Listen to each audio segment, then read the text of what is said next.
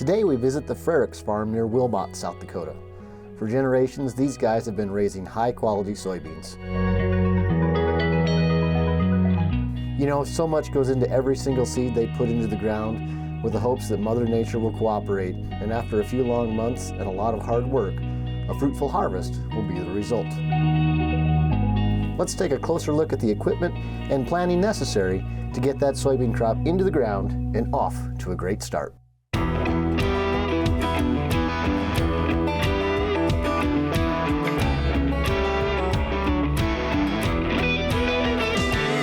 Yeah, we could take a look in the sprayer if you want anything, or it's I just think it's cool. I walk around it. Yeah, this is all a different setup than the pull-type sprayer that I was using. Now I should have gloves on if I was actually loading it and everything, but we can put any jugs in here. Otherwise, most of it will come right through the main hose where we have our tender trailer. So we have cone setups. Yep. Key with these sprayers, and that's as anything that has a pump, can't run it dry, so we until we start running water into the machine, then you turn the pump on, and we're able to agitate everything in there. And so by the time, it'd probably take about 15 minutes, depending on how quick we can load our products in the tender trailer, to pump the water in and be off and spraying. And this one here, we could do about 80 acres, 100 acres, 80 to 100 acres in a load. Yeah. They like us to recycle those jugs if we can, and South Dakota Department of Ag has a nice program where they will, you got to get them to a site. I think if you had enough, they'd come by and pick them up. But they will take those jugs in and recycle them and make them into pallets or whatever it is.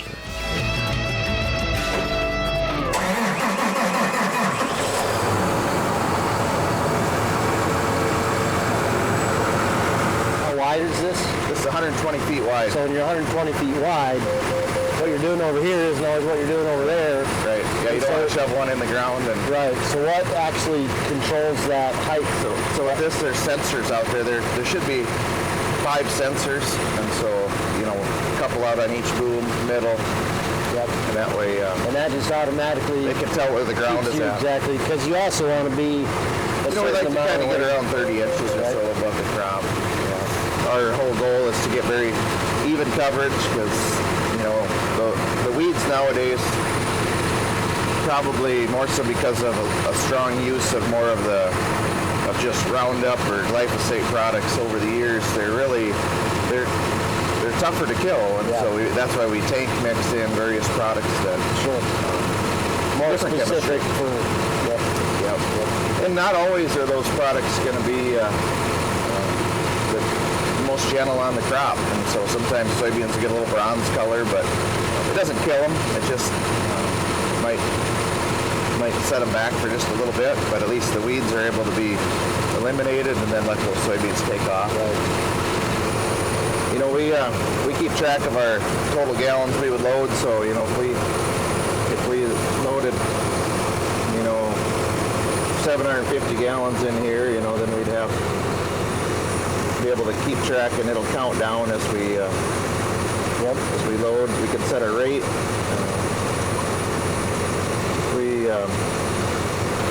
When I ran a sprayer in learning, we had a light bar out on the hood. We had foam markers.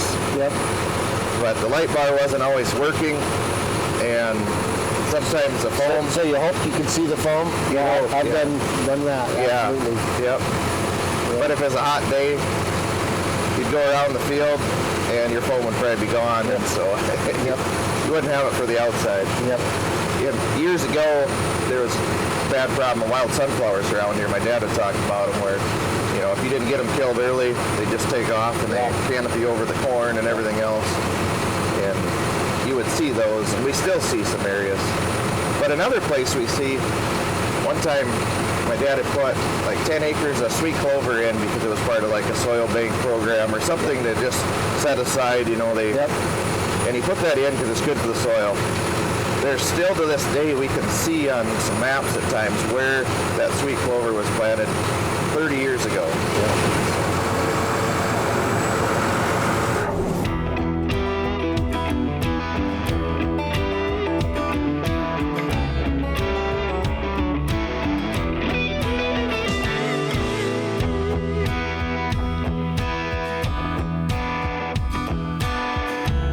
obviously you guys have your hands full with a couple of little ones. You have a career and an off-the-farm job. It's got to be tough to balance all of that for you as well. It is tough. Oftentimes the girls will be able to come with me and be out on the farm, whether we're working with the cattle or in the fields. And then sometimes Ashley will come join us and check up on everything. Right, and it's not always, sometimes farming time is family time, right? For sure. And that's part of the blessing of living and working on a production agriculture is you get to bring your kids up in that too. And that's, I know for me that's something that was a goal of me and my wife, and it's extremely important to teach our kids about hard work and the responsibilities of taking care of cattle and other lives. And I think that it's just really conducive to raising healthy and good kids, and I'm sure you guys are seeing that as well. Yeah. There's always work to be done, but at the same time, the more we can intertwine all of that. Obviously, it's hard. You don't want your work to overcome everything else at home, but it is unique in terms of a family farm and ranch operation where we make that all work. And it's important for me. I usually spend the mornings. That's my time that I get to take the girls in, and then Ashley picks them up in the afternoons, and so try to share in some of those responsibilities if we can. But in terms of just trying to find the correct balance of being able to take care of the busy times and then get back in at home. And I know I'm always trying to update Ashley and say, well, I'm going to be in, and sometimes it isn't right away. And but really trying to make those times count as well, though, when we do have a break in the action. And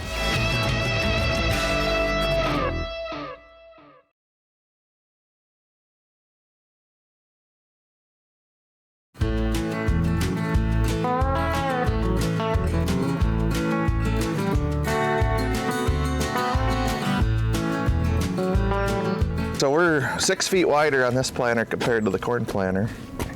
And this could be used for corn planting. Say, what would you have to do to change it over? So to change it over to corn is really, and see there's a few treated soybeans in there. Yeah, you can look at those from last year. So we don't have actually we take the plates out for the winter time, but there's just a difference in the plate. Okay. That we would set, and then usually on this door over here, there's a little adjustment we'll make. Okay. But it's very minimal. You can switch to corn, between corn and soybeans real quick. There's a sensor in the middle here, in this plastic seed tube that comes out obviously in the furrow. That sensor will read every time a seed drops. Okay. So we will put, somewhere in between 120 to 140,000 seeds per acre.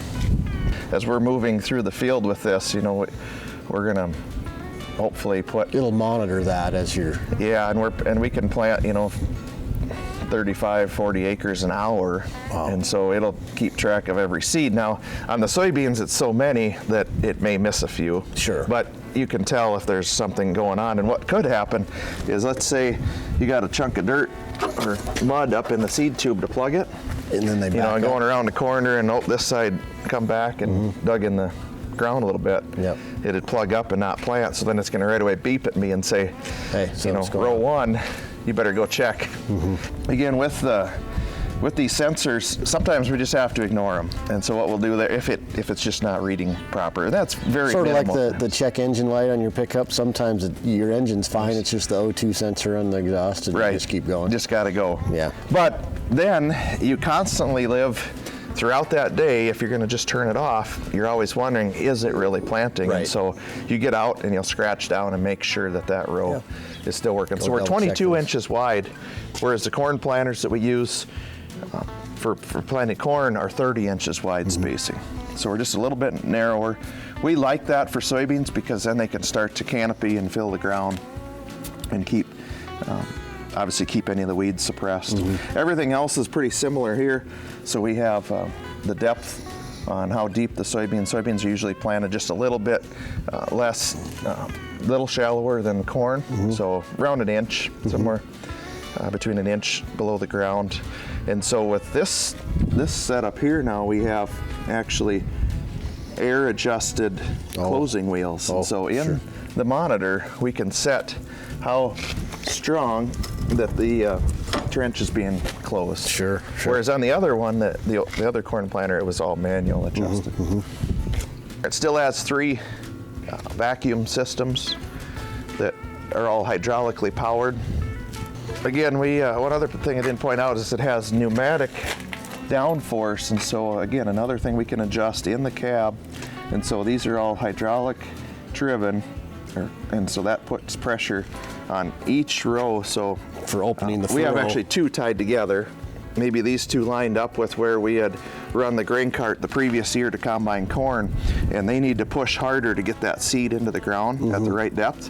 These 2 will push harder. These might be at 400 pounds or 300 and some pounds pressure, whereas over here, if this was off the, where there wasn't any compaction, then it might be only 200. So with these tanks, we'll usually load about 2,000 pounds on each side is what I try to shoot for. And they, and each unit is always different based on the seed size of the soybeans. And so anyways, we usually have try to have 80 to 100 acres of seed in the planter at one time when we load, provided it's not really wet field conditions to get through. But you can see in here that we have grates that we've purchased that help to keep any foreign objects that may have been in the soybean seed. Sure. Perhaps sticks, that didn't get sorted out. They shouldn't be in there, but maybe if the seed cleaning didn't catch those. Or we have conveyors and little rubber paddles will come off. If those would get into the hoses, we'd have a plugged line. Plug it up. And so these grates really save a lot. Save some time. They've been so when you get this full, you'll be able to plant for a couple hours without refilling it? Yeah, if everything works well, 2-3 hours when it's all filled up. Depending on the field size, maybe we had to move. We still have a number of 40-acre fields. Right. But on average, our fields should be in that 60 to 80 acres in the range as far as once we go. So it is nice where you can usually load up, get a field done, maybe move to another one and then refill.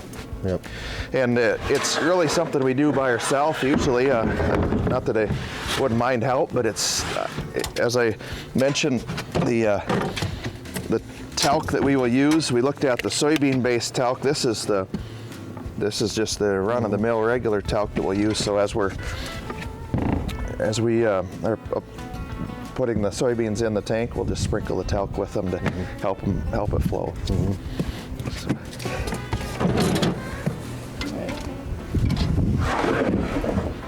And there is a gauge in there that will help, so we know when I'm down to about 5 to 10 acres left of seed in the tank, get an alarm, so then you know you better be looking to fill. This just has a lot more weight back here in the whole system. It's just a really little different style of planting, but these are our row cleaners, and so as we're going through the field, they will just kind of push any debris, corn stalks or anything, just kind of get them out of the way so the seed gets a nice good spot in the soil. Right, and then again, these we can adjust also from the cab of the tractor. That hasn't always been the case. This planter was new for us last year, and we had all these features last year for the first time. And did you see that made a big difference in just getting things done, or just maybe made the field a little more evenly planted? I think efficiency, because you wouldn't have to get out and manually adjust some things. But yeah, it was just, it made everything just a breeze. It really, not perfect though. You could still run into some times where if you weren't keeping track of your monitors or field conditions, you could be digging in too deep, and then you start to make mud. And that's what we don't want to have happen with these. You do not want to be plowing the soil with those. Like you said, just move the debris out of the way. And then the other thing too to point out on these wheels, they're spoked, and again that allows the mud. Won't cake in there as much if you're.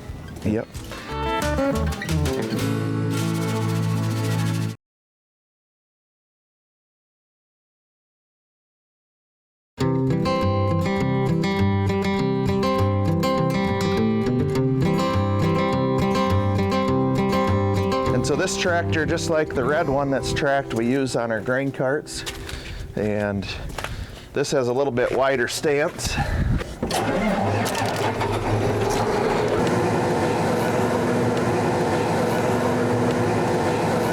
I'm just waiting for the monitor to come. Power up, just like a Right. computer booting up, right? Yeah. Yep. Yep. And then, and the reason I even mention that too is because in order to even unfold or move the planter parts, we have to have. System's got to be going. Yep. Yep. We like the track style of tractor for, like I said, for the grain cart. If you had wheels, it'd be out a little too wide, and you have to wonder about if you're going to bump into the semi truck or anything else. And then, like we said, it carries across the ground very nice. Usually in the mornings, we'll turn on the vacuums, let that oil start circulating, and get everything warmed up. You know, another thing, even it sounds minimal, but it's just even checking on tires on the planter, especially. You know, you wouldn't want to have a low tire and be out in the middle of the field and then have it work itself off the bead and then create, you know, a 2 to 3 hour ordeal. And you got a delay, right? Yeah. Yep. So it's just things like that always looking around, maybe even loose bolts. So with the equipment this size, do you drive it on the road to where you're going mostly? Or Yep. We'll drive it pretty much everywhere we go. We don't haul this rig really at all.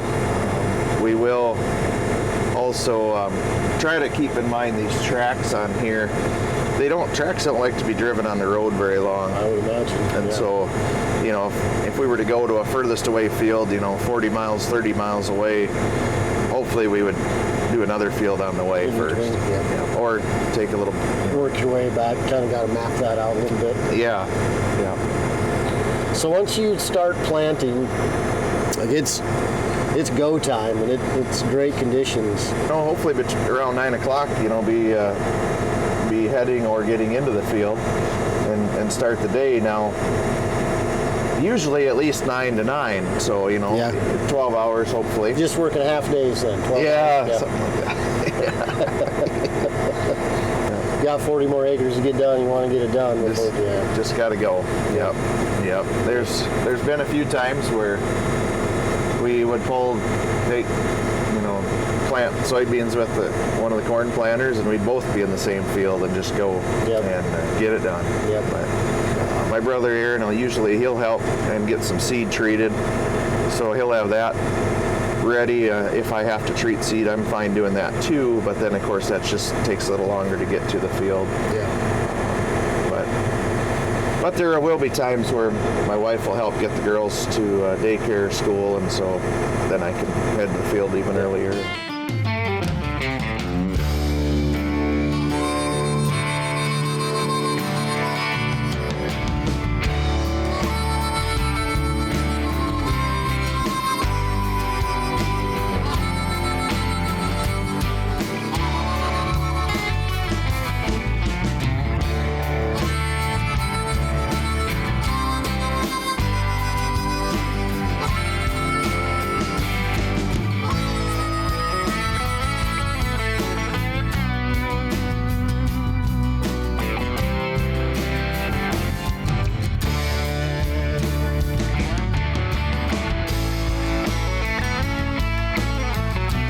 Might have 30 bags of seed or totes, mini bulks ready to go, and then maybe that was a 1.9 or 1.7 maturity.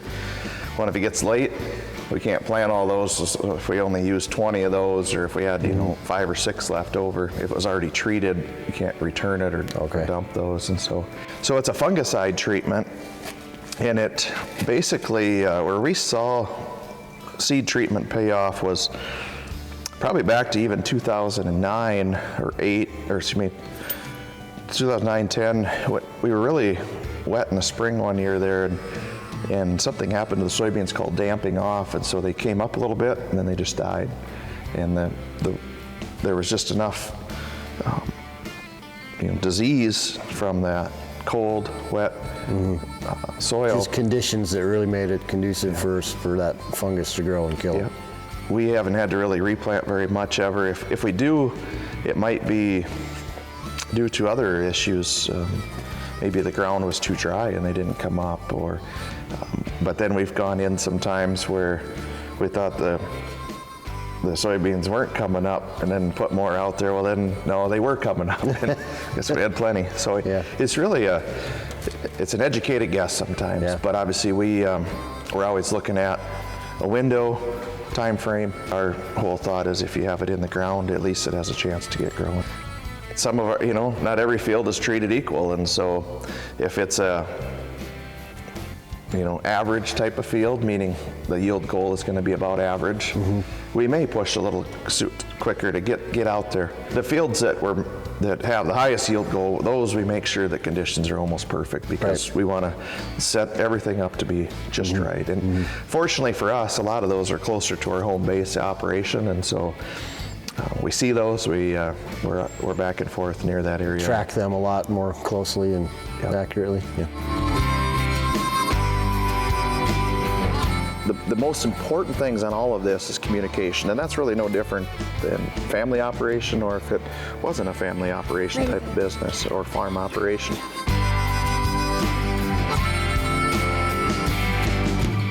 Always work to be done, but at the same time, the more we can intertwine all of that. Obviously, it's hard. You don't want your work to overcome everything else at home, but it is unique in terms of a family farm and ranch operation.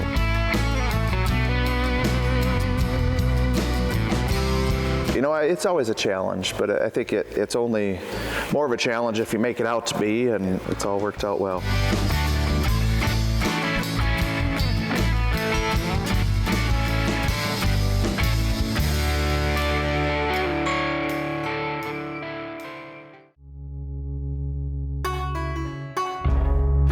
Taylor rides just as well as any